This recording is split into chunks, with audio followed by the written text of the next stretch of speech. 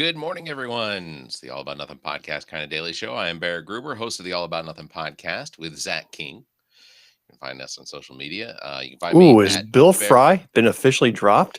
Well, no, but we are Uh, we are. It's and I don't know what Bill's role is going to be as we go forward because he does have work that sometimes would potentially interfere with our recording yeah. schedule, and so that does tend to like we've got I lead just jobs. worry if you diss him like that, he's not going to provide you the snow cones to your recording sessions that you have been accustomed to. So I get worried. Things I'm accustomed to and things that I deserve, they aren't always the same, and it's taken a long time for me to recognize that. Understood. You can follow me on social media at Barrett Gruber. This is Bill Kimler, host of Black, White, and Blue in the South with Dr. Jameel Brooks. You can follow him at politicalbillsc. Recording here on a Tuesday morning. How was your weekend, Bill? Wonderful. Yeah, yeah. I don't remember it at all. You don't remember? It's Tuesday. It's you, weekend was so far in the past. Who can you remember what transpired? you don't remember anything about Superman or? Uh, Oh my gosh, yes, thank you. Yeah, now I the trauma is back. Tell me. Have you seen it yet? I did. I did. Okay. I mean, it felt like it felt like a gun movie. Like it had sort of that feel to it. I didn't think it was bad. I enjoyed it, but I also watched Jurassic Park this weekend. Ooh. So I had the two to sort of balance each other out. And I will say this, Jurassic World Rebirth is quite a bit of a stretch because nothing about it felt like there was any sort of a rebirth. And there were elements to the movie that they just did not make any sense. Like at one point, I just want to caution you before you go off into this.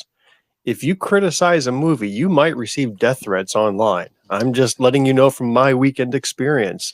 You I say had anything negative about somebody's favorite film, that'll trigger them. I had So a just I had proceed with my caution. I had my yearly doctor's appointment yesterday, and she told me I've got a good 240 years left. So but yeah, so Jurassic World, there were things about it that didn't make sense.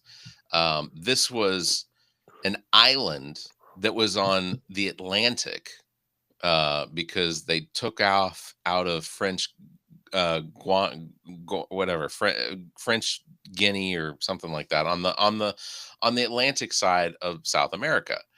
Um, so you've never experienced this island before. Basically, it was an island that was set up just as a laboratory to I'm sure it create. looks so different from all the other islands in all the previous films, right? It was a very distinctive looking island. You have a hard time making Hawaii look different.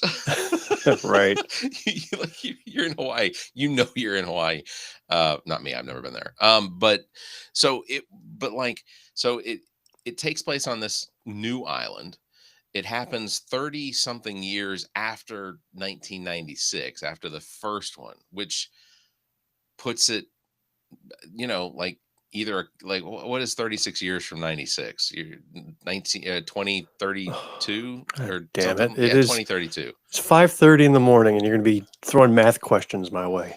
Well, and so, but like it's 17 years after the last park closed. Like there's so many things. So now we know why Chris Pratt and Howard Johnson, Reese, what's her name? Whatever. Howard.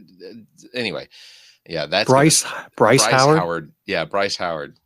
Howard Yeah. Johnson's hotel thing. I, boy, you know what? There is an argument to be made. We should not be doing this show this early and let the Probably. brain warm up. So now we know why Bryce Howard and Chris Pratt are not in it, is because they've aged out according to the timeline. Right. Um, but so but the family, so like there's a family, two kids with one of them's boyfriends with them. Obviously they're both 16 and younger. They're all 16 and younger, but at one point, like the older daughter is inappropriately in a wet t-shirt the whole time. The boyfriend apparently of her, who is completely lazy, and you want him for the most part to get eaten, survives. And I don't know, like one of the shocking things is he's got two dinosaurs that are literally tearing each other apart behind him while he's peeing, and somehow he doesn't turn around to look almost at all. But it has like this 2-minute pee that somehow he stops himself in the middle of, and then when the dinosaurs run off, he goes back to peeing. It's you have the T-Rex. The T-Rex is almost always the savior in every one of these Jurassic Park movies, and they didn't use the T-Rex as the savior. It's like, I don't know, it just didn't match up to the way that Jurassic Park normally flows. Well, there's two things here. One, directed by Gareth Edwards, who directed, I believe, the Godzilla films, at least this next generation of Godzilla films, which weren't bad. No, those are good. They were entertaining. And how do you mess up a dinosaur film? There's a formula. You basically created some really good films about the world's biggest dinosaur ever, and now you've got a whole island of dinosaurs. You can't pull that off. But secondly, is the lazy story writing. Like at this point, this is your 71st Jurassic Park film. All right, so this is you have an opportunity to do something new. And where are the dinosaurs running amok through South Carolina, interrupting people's lives? Oh, like they haven't.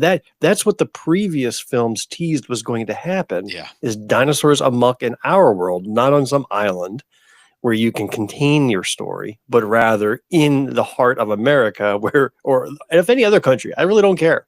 Right? Throw them into Vietnam, throw those dinosaurs into China, let them run amok. You want to see something different and push the boundary. That was my complaint with the Alien films. The first Alien, groundbreaking. The second one, Aliens, man, they really upped it up with the U.S. Space Marines versus a whole bunch of these alien creatures and a big battle at the end. Man, that you pushed it to the next level. But then every film after that regressed. It was back to the same form. Even Alien Romulus was contained on a ship and people running around, and you get a couple of scare scenes. I want to see aliens running amok on Earth. Let's really up the ante and do something different. They didn't. It's very disappointing. The Predator movie, where I think was it just Prey? I think what it was, Prey, the one that goes back in time. I thought that one was exceptional. Oh, and the next one coming out. Have you seen the previews for that? Yeah. Like I've not been a big Predator person, and I could really care less about the Schwarzenegger timeline. Sure. But Prey was amazing because it was different. Native American. She was deaf too, if I'm not mistaken, right? Yep. Amazing setup and very plausible as you watch the film. But this next one, which is going to be on a Predator world, wow, that looks incredible. Okay, very different. I love it. Yeah. Now, Jurassic Park. I've enjoyed all of them. Even the last one, prior to this one, where you brought back Sam Neill and Gutenberg. It was okay. Not Gutenberg. I mean, the idea of Chris Pratt training some dinosaurs to be like his buddies. It's a bit of a stretch. That's a good storyline. I like that. That was different anyway, right? It was different. I don't think the end result was great, but it was different. I give them applause. But even that one where they brought Sam Neill back was just a rehash. Yeah. I didn't see anything boundary pushing there. Now the Superman film, I have to give credit, was very different from what we've seen in the past 30 years. Very different. I have never been so bored in a movie in a long time. I found it boring. First of all, I really didn't like the Superman persona this time around. So that character was more of a, hey, dude, let's go hang, and it resonated with a lot of people. Don't get me wrong. I see the Rotten Tomatoes reviews from critics in the audience. I've seen it online. People love it. My own daughter wrote me and she says she thought the film was great. Okay, so I'm not dismissing anybody else's opinion. I was falling asleep throughout. I was just terribly bored by this film because I never felt there were real stakes. I never felt anybody had any deep emotion. It didn't have any gravitas that you want to get from a superhero film, I think, like Superman. And maybe Zack Snyder corrupted me. And Yeah. maybe he didn't do the best job, but I really felt he brought gravitas and seriousness to that genre where the action was great. I thought the effects were great. Maybe the storyline wasn't all the best, but I felt like I was watching something very different. Here, I felt like I was watching a kid's cartoon.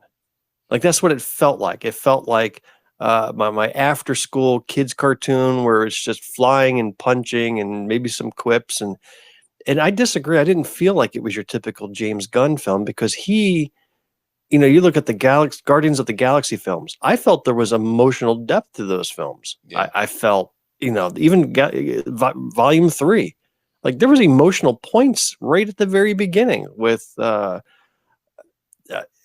just with all the personal issues and the family dynamics. I felt there was reality there. This one was just, I felt like everybody was just being dumb. I felt it was dumb. And oh, look, something's about to destroy the city. And look, the buildings are toppling. And yet people are evacuating the city in single file line in a calm manner. Yeah. Like I didn't feel like any of it was real. And yeah, I get it. It's fiction and it's a superhero film and it's metahumans. But unless you're grounded somehow, you're not going to be involved. And then I also have some plot point issues, but you had a different take. You said you saw it and you seemed like you liked it.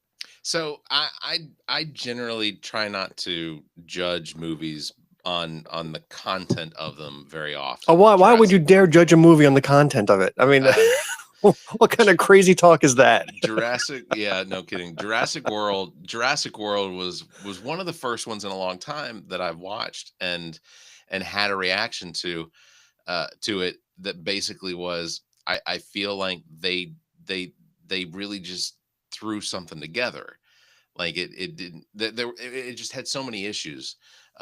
Previous to that, I watched The Amateur, which with the guy that played Freddie Mercury. I can't remember his name, but The Amateur was good. I enjoyed The Amateur. Remy Malek? Yeah, Remy Malek.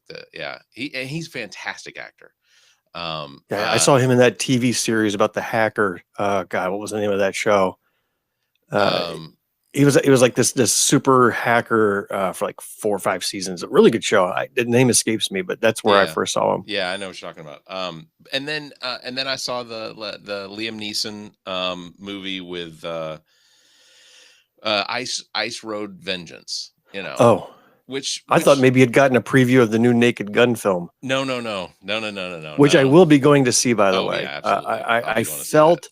I feel like remaking that was a disrespect to the original material because I love those Naked Gun films. And even before that, the TV series Police Squad, I remember watching that as a kid and laughing so hard I couldn't breathe. And it was probably the funniest thing I'd ever seen.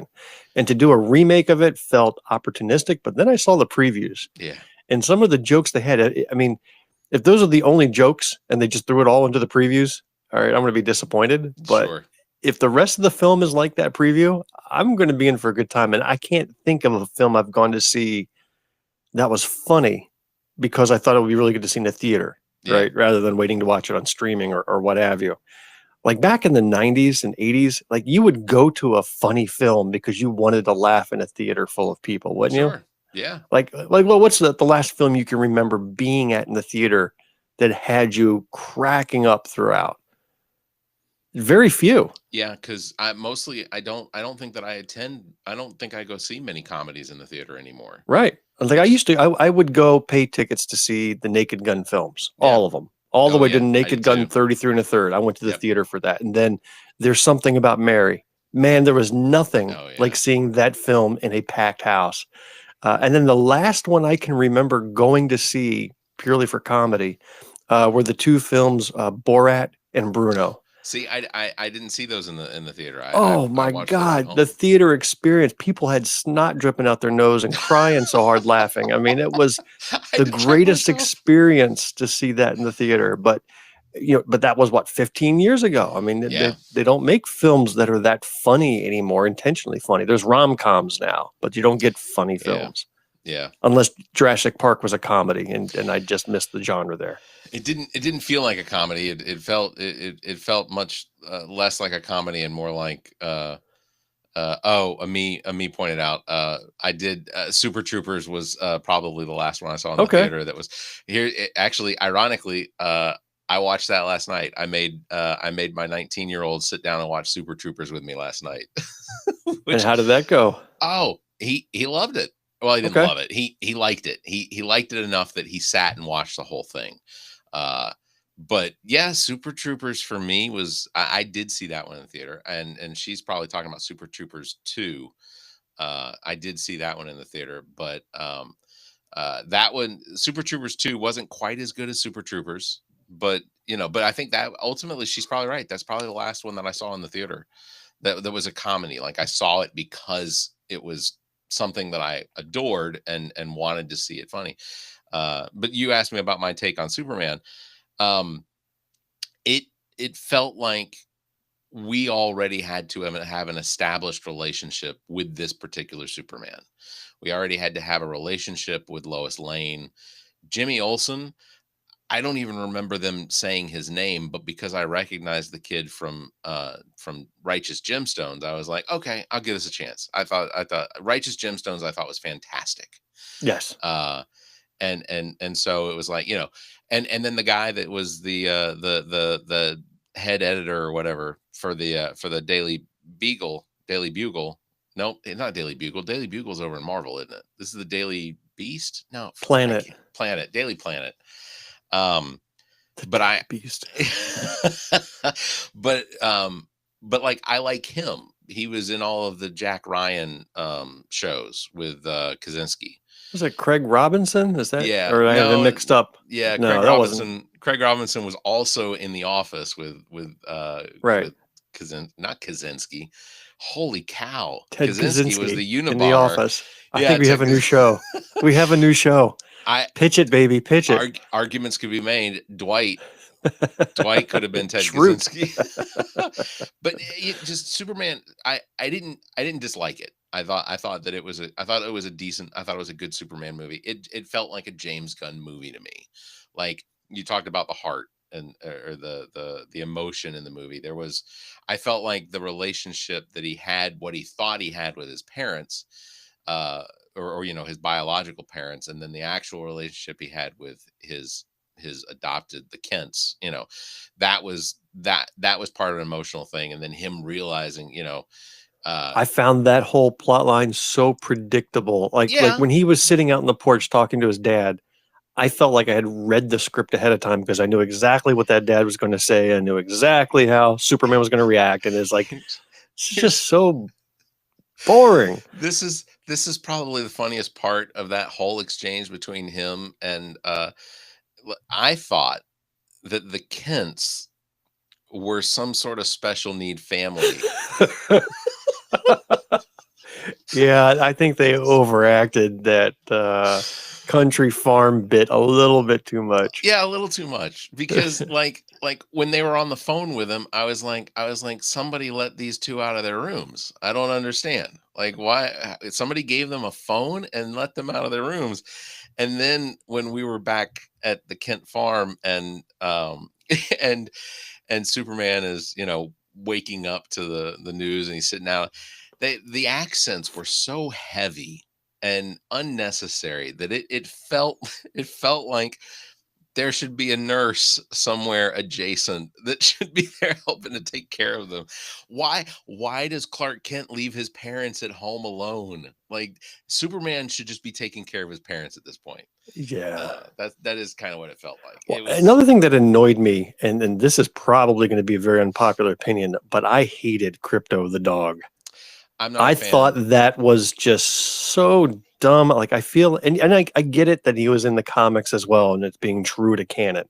I get that, but Crypto the dog belongs in your animated cartoons. Yeah. There was no reason for it to be on film. It made no sense. There was no purpose there. Uh, I just felt it was unnecessarily and completely overdone. And then I have a big plot point that I wanted to ask about. So you remember the very last scene of Superman and Crypto sitting on the moon, staring at the Earth, right? Beautiful scene, well shot. You remember that one, right? Oh, talking about after credits. Yeah, he's Yeah. sitting on the moon with Crypto. They're looking at the Earth, right? Gorgeous scene. But then how did the baddies attempt to kill Superman? It was by filling his lungs and making it so that he couldn't breathe. Right. Like they were going to try to suffocate him. So apparently he needs oxygen. He needs to be able to breathe. So how is he sitting there on the moon enjoying a snack with his dog, just staring at the Earth when there's no atmosphere or oxygen on the moon? Great question.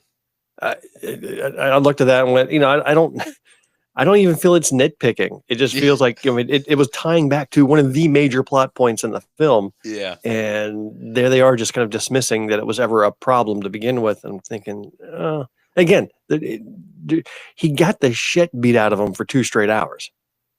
That was the film. And then, okay, he wins at the end. But for those 2 hours, I'm watching him get beat up. Is that what you want in a Superman film?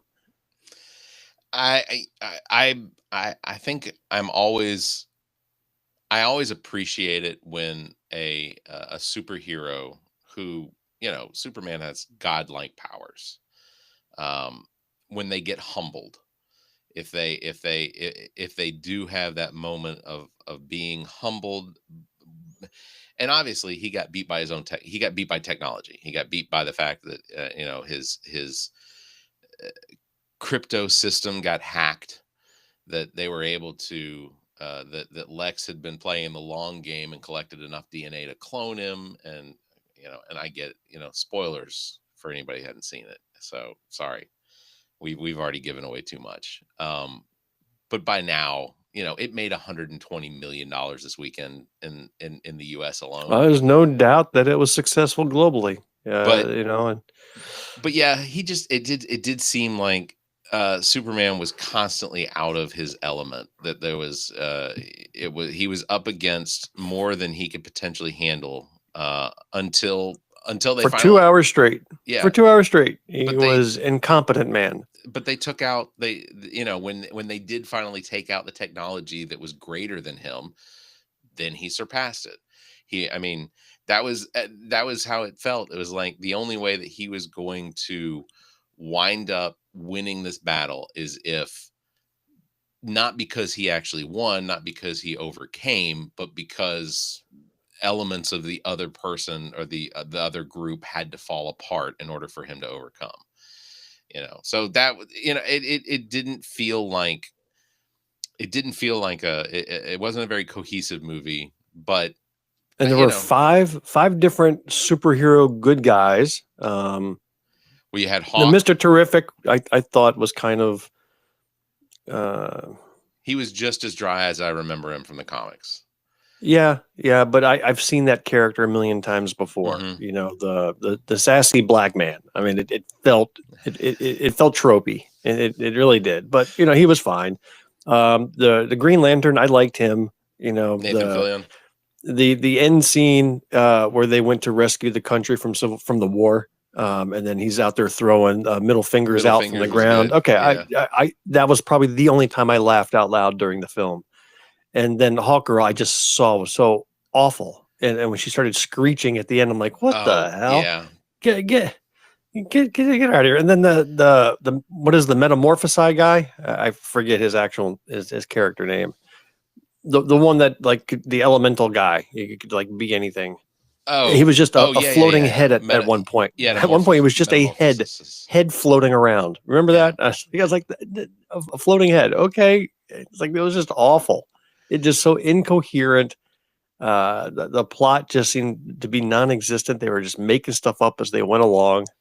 The engineer was a little rough as a villain, and and then Ultraman, which anyone that watches, like if you've ever read the comics and seen Superman's battles with Ultraman, you knew who Ultraman was. You knew. So I posted my brief opinion about this film over on Threads. Yeah. One paragraph saying, and I thought I was being, semi-quippy, and I thought it was a good point. I says, what? That was the worst Superman I'd ever seen. I says, I would rather watch a roided Batman and Superman screaming Martha at each other for 2 straight hours. Yep. Which is a famously horrible moment in the Zack Snyder world.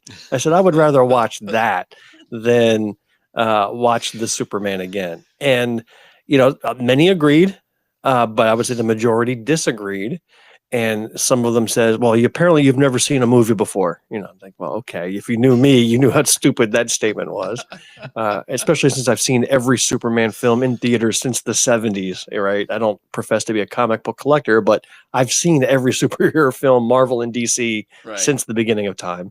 Other comments were obviously I'm stupid or everybody's entitled to an opinion, even a wrong one. Okay, those are fine. But then I got death threats.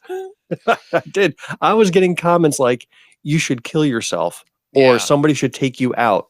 Like, I felt like I had wandered into a mega chat room, by accident.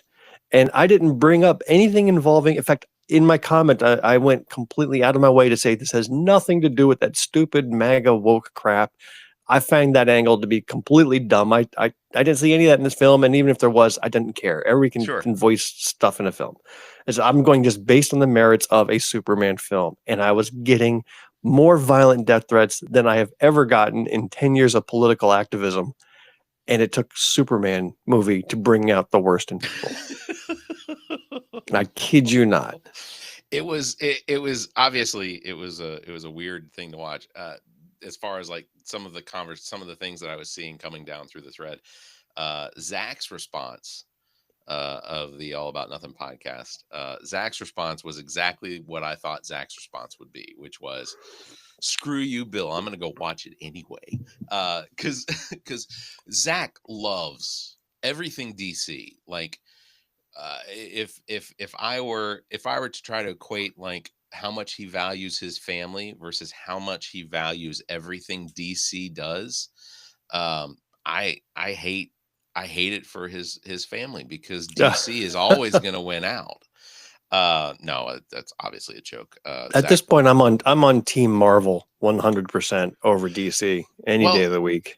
and I'm excited about the Fantastic Four coming out in a couple Yes. weeks. Yes. I think that I just based purely on the fact that it feels like from the trailers and then some of the things that I've read of the people that have already seen it, they got to see it at the premiere. It feels like Marvel has taken it back to what made Iron Man great, which was it was simplistic. It wasn't the this huge, I don't know, Galactus is in it, but it wasn't always this galactic threat. Galactus has always been part of the Fantastic Four, and it's a very simple thing. He has to eat planets in order to live. Earth is in his way, and the Silver Surfer is the herald, and finds or whatever. So Fantastic Four, but it just from the previews, as long as it doesn't deviate from what you're seeing in the previews and what some people have said that it is, I think that it's probably going to be a good movie and then line us up for the next set of disasters, which will then again go back to feeling like Infinity War and Endgame, which is fine. But Still the two best films ever made in this genre, by far. They're really good. But they were works of art. I also like the Spider-Man movies where it's just Spider-Man. Like I'll go back to the even though Toby and Toby Gopher, whatever. I'm bad with names. Anyway, those first Spider-Man movie, the Tobey Maguire guy. Yeah, they were really good. Andrew Garfield Spider-Man, I thought he was really good. So it's like even Spider-Man is the simplicity of that one hero having to fight himself and my son and I would always get to this observation because I would take my son to see every Marvel film. We'd enjoy it together. That was our thing. But then we started noticing the pattern in these Marvel films that it always ended up being, the bad guy would be like somebody who had the same powers as the good guy, but just a different colored suit. Yeah. Like, and you go through them and it's, even Black Panther, two identically powered individuals just with different color suits fighting it out at the end. Ant-Man, you had the ant and a hornet guy, they were both wearing costumes, just different colors, battling it out all throughout. I mean, even the first Iron Man was two Iron Men battling it out just in different colored suits. And that's the pattern that it kind of fell into. We would look for it. Now, not every film was like that, but I would say more than half were, and it was funny when it ended up that way. But someday, and I know we're out of time now, I've actually sat and ranked every MCU item, TV series and movie from best to worst. Okay. So I may have to take you through my top 5 and my bottom 5 I would be interested in hearing as I'm that. wrapping up that endeavor. Because I spent the last 2 years rewatching everything in the order in which they were released. So starting with the first Iron Man and the first Incredible Hulk, and now I'm up to the Marvels, which was the film from 2 years ago. So I have a couple more things to catch up on, but I have them all ranked from best to worst in my mind, and we'll see if I can elicit some more death threats once I reveal my list. Have you watched Ironheart yet? No, because Okay. that was just recently released, so Yeah. it's coming up. So I will have it watched within the month here. Yeah. And the new Daredevil, I'm looking forward to seeing Oh, that. That was fantastic. Yeah, because I've seen all the Netflix Marvel properties. Yeah. I thought they were. I enjoyed them for the most part, except Iron or Golden Fist or whatever his name was. Iron Fist, yeah. Iron Fist. That was just awful. But the rest of them were really good. So I'm looking forward to hitting some of the more recent releases from this year. My suggestion for comic book writers and movies is do as little, including the word fist in your character names. That would be my suggestion. That would be my suggestion. They can't do a team up called the Fists. Too far. The implications are frightening. So, well, Bill, no, I appreciate the fact that we skewed completely away from politics for the day. I feel like we made that it was a half an necessary. hour without talking about the Epstein list. Yeah. How is that possible? Well, I feel like we have proven that we can do it. It's as much as I want to discuss it, I feel like this was a success. Well, you know what? Talking movies was a good change. The fact that we could easily fill up a half hour talking about favorite films and comics and death threats. It's all fun topics. I like it. And if we've learned anything, it's that James Gunn's Kent family is obviously handicapped and in need of assisted living. Wow. You're gonna get us canceled, buddy. I am thankful that I was not the only one that kind of felt like that. So it was slow man pa Kent. It was very slow. Yeah. So that's gonna wrap it up for today. Big thanks for everybody tuning in, watching, listening. Don't forget you can follow me at barrettgruber and Bill at politicalbillsc. You can catch us live every Tuesday and Thursday right here. Until next time, you all be safe, stay kind, and keep your hands to yourself. Keep your fists to yourself. No more fists.